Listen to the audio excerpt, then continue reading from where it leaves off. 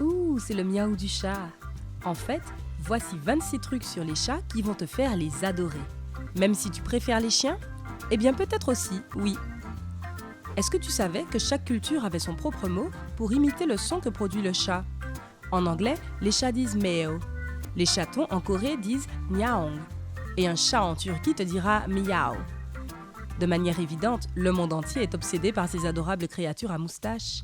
Alors pourquoi ne pas améliorer tes connaissances sur les chats? Certaines d'entre elles vont te surprendre à coup sûr. Avant de rendre hommage aux félins, n'oublie pas de t'abonner à notre chaîne et d'activer les notifications pour nous rejoindre du côté sympa de la vie. Maintenant, commençons cette liste sur les chats à partir du début. Numéro 1. Les Mésopotamiens et les anciens Égyptiens ont été les premiers à domestiquer les chats. Étant donné que ces cultures dépendaient de l'agriculture, leurs ennemis étaient les animaux qui mangeaient leurs grains. On pense qu'une fois qu'ils ont compris que les chats sauvages chassaient les souris et autres nuisibles, ils ont nourri les chats pour les garder auprès d'eux. C'est ainsi qu'ils ont progressivement été domestiqués. Numéro 2. Quand leurs animaux mouraient, les Égyptiens propriétaires de chats non seulement momifiaient leurs amis chers avec des souris également momifiées pour accompagner leur voyage dans l'après-vie, mais ils rasaient aussi leurs sourcils pour signifier leur deuil. Quand leurs sourcils avaient repoussé, leur période de deuil était terminée. Oui, on parle des sourcils des propriétaires de chats, pas de ceux des chats morts, ça aurait été bizarre. Numéro 3. Étant donné que les Égyptiens estimaient grandement les chats, ils les ornaient de bijoux.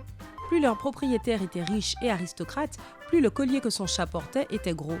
Ils avaient aussi un festival annuel du chat. Numéro 4. En Égypte ancienne, toute personne coupable d'avoir tué un chat, même accidentellement, était condamnée à mort. Waouh, c'est dur. On dit que même la peur que Rome inspirait ne pouvait sauver un homme de cette peine ultime. Numéro 5. Le romancier américain Ernest Hemingway était aussi connu pour sa collection de chats polydactyles, c'est-à-dire à 6 doigts, qui vivent encore aujourd'hui sur sa propriété à Key West, en Floride. Ouh, ce sont vraiment de vieux chats. On pense que ce sont tous les descendants du premier chat polydactyle appelé Blanche-Neige, qu'un capitaine de navire lui avait donné. Mais tu ne peux pas parler des chats sans mentionner le mystère et les légendes qui les entourent. Numéro 6. Tu as sûrement compris maintenant à quel point les Égyptiens adoraient leurs chats. Mais savais-tu qu'ils vénéraient même des déesses chats? Les plus importantes étaient appelées Bastet et Mafdet, et elles étaient invoquées pour demander la protection. Les Égyptiens pensaient que Bastet s'incarnait physiquement dans un chat et protégeait l'Égypte de l'invasion, comme un chat protégeait la maison de son propriétaire. Numéro 7. Les Chinois ont une déesse chat similaire, appelée Li Shu. D'après le folklore, Li Shu devait veiller sur les affaires internationales, mais au moment où elle décida d'aller plutôt faire une sieste, typique d'un chat, cette responsabilité fut transférée aux humains. Numéro 8. Dans la mythologie slave, on pensait qu'un chat de ferme appelé Ovinik était le protecteur des grains et du bétail. Ovinik brûlait même les foyers des faiseurs de mal. Et oui, attention aux chats avec des allumettes. Numéro 9. Frévia, la déesse scandinave des grains, avançait sur un chariot tiré par des chats. Qu'est-ce que tu pensais? Que ça allait être des chiens ou autre chose? Numéro 10. Ce n'est que vers le Moyen-Âge que le folklore du chat s'assombrit. À cette époque, on disait que les chats étaient les complices des sorcières et de la magie noire. Numéro 11. La sauge, le pussy willow en anglais, a reçu son nom d'une autre légende impliquant des chats.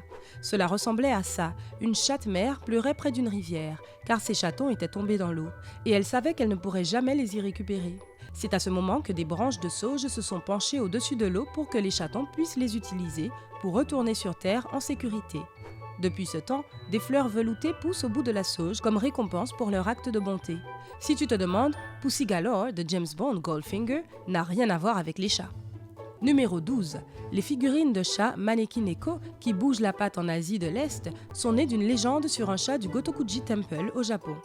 Il se trouvait sur le seuil du temple à regarder les passants et leva sa patte presque au même moment où un lord passait, comme s'il l'appelait à venir dans le temple. Quand le lord entra dans le temple, l'endroit où il se trouvait quelques instants auparavant fut frappé par un éclair. Le lord pensa que le chat lui avait sauvé la vie, et depuis ce jour, le chat qui lui fit signe est toujours vu comme un symbole de succès et de bonheur, et l'offrir est vu comme signe de chance. C'est vrai, les chats ont une histoire riche dans la culture humaine, mais parlons maintenant de leurs super pouvoirs. De leur corps à leur sens, en passant par la manière dont ils communiquent, les chats sont de véritables super-héros vivants. Numéro 13, tu as sûrement entendu parler du fait selon lequel les chats retombent toujours sur leurs pattes. On appelle ça le réflexe de redressement. qui est lié à leur capacité naturelle à s'orienter lorsqu'ils tombent, combiné à leur colonne vertébrale et à leur clavicule super flexible. Numéro 14, les chats ne peuvent pas sentir le sucré, mais ils ont un organe supplémentaire qui leur permet de goûter les odeurs dans l'air. Apparemment, c'est pour cela qu'ils te regardent parfois avec la bouche ouverte, comme pour te dire « nourris-moi, stupide humain ». Numéro 15, les chats ont un équilibre incroyable, qui est encore meilleur lorsqu'ils ont une longue queue. Numéro 16, les moustaches d'un chat dépendent généralement de la largeur de son corps. Ils les utilisent pour juger s'ils rentrent dans de petits espaces, ce qui peut être une question de vie ou de mort quand il leur faut échapper à un prédateur. C'est aussi la raison pour laquelle il ne faut jamais couper les moustaches de ton chat. Numéro 17, les chats communiquent entre eux en pulvérisant de l'urine ou en frottant leurs mâchoires sur les objets de leur environnement. Ils s'expriment aussi avec des sons qui vont du léger au très sérieux et agressif. S'ils vivent en intérieur, tu peux en général les voir marquer leur territoire sur ton canapé, tes portes, tes rideaux et tes chaises. Quant aux chats d'extérieur, ils essaient de marquer leur territoire sur des arbres et des grillages. Numéro 18, les chats ne miaulent que pour communiquer avec les humains. Leur gamme vocale est en fait inaudible pour l'être humain. Qu'ils nous comprennent ou non quand on leur miaule en retour est une autre question. Numéro 19, encore une info sur la communication féline. Les chats utilisent aussi leur queue pour envoyer différents messages. Une queue qui vibre signifie qu'ils sont heureux de te voir. Une queue droite avec les poils gonflés montre qu'ils sont surpris. C'est un peu l'équivalent de notre « Ah ?» La queue en point d'interrogation signifie qu'ils sont curieux et gentils, mais un peu hésitants. Lorsque l'extrémité de la queue remue d'avant en arrière, c'est qu'ils commencent à devenir agités. Le câlin avec la queue est exactement ce que ça veut dire. C'est quand un chat s'assoit à côté de toi et te donne un pseudo-câlin avec sa queue. Mouh. Numéro 20, les chats sont carnivores. C'est pour cela qu'ils ont une langue très râpeuse, à part pour se nettoyer. Ça les aide à agripper tous les morceaux de viande qui restent accrochés à un os. Numéro 21, les chats peuvent boire de l'eau salée. À l'inverse des humains, ils ont des reins qui peuvent filtrer le sel de l'eau. Numéro 22, les stries sur le nez du chat sont équivalentes à nos empreintes digitales. Cela veut dire que les chats ont tous un nez différent. Numéro 23, les chatons commencent à rêver au bout d'une semaine. Tu as sûrement remarqué qu'ils dorment beaucoup. Ce n'est pas parce qu'ils sont paresseux, c'est seulement parce que leurs hormones de croissance ne sont relâchées que quand ils dorment. En fait, les chats passent environ 2/3 de la journée à dormir et environ 1/3 de leur temps réveillé à se nettoyer. On a calculé que les chats dorment tellement qu'au bout de 9 ans, ils n'ont techniquement été réveillés que 3 ans. Numéro 24, la plupart des femelles sont droitières, alors que la plupart des mâles sont gauchers. Numéro 25, les chats ronronnent à une fréquence d'environ 26 ronronnements par seconde. Numéro 26, les chats ont un instinct qui leur permet de retrouver leur habitat.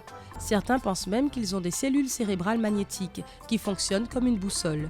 Ils sont vraiment à des années-lumière de nous. On comprend mieux pourquoi ils étaient vénérés par les anciens Égyptiens. Les chats sont vraiment de petites créatures merveilleuses et nous devrions être honorés de partager nos vies avec eux. Si toi tu ne penses pas ainsi, eh bien en tout cas, eux, ils le pensent. Quel truc sur les chats t'a le plus surpris ? Dis-nous dans les commentaires. N'oublie pas d'aimer la vidéo, de la partager avec tes amis, fans de chats, et de t'abonner pour rester avec Sympa.